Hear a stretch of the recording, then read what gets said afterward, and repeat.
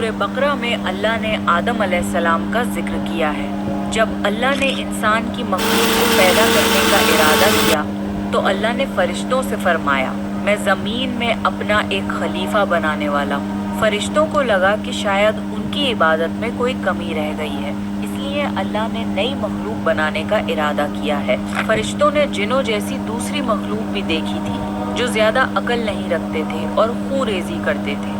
फरिश्तों ने अल्लाह से कहा, ए अल्लाह, हम तेरी तस्बीह, हम्द और पाकी बयान करते हैं। क्या तू ऐसी मखलूक पैदा करेगा जो ज़मीन में फसाद करेगी और खून खराबा करेगी?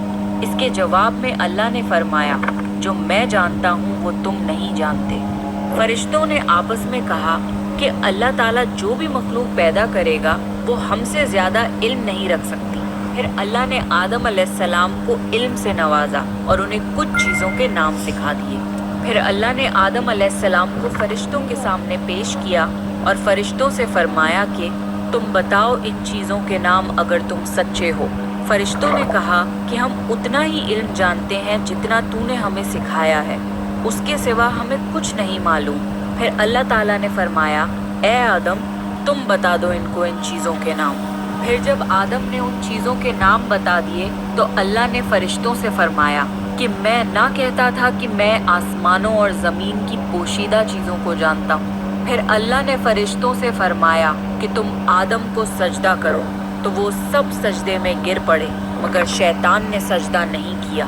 अल्लाह ने फरमाया कि ए इब्लीस, तुझे क्या हुआ कि तू सजदा करने वालों के साथ शरीक ना हुआ? शैतान ने तकब्बुर में कहा कि मैं ऐसा नहीं हूँ कि इंसान को सजदा करूँ जिसे तूने खनखनाते हुए सड़े हुए गारे की मिट्टी से बनाया है। मैं उससे बेहतर हूँ। तूने मुझे आग से पैदा किया और उसे मिट्टी से पैदा किया है।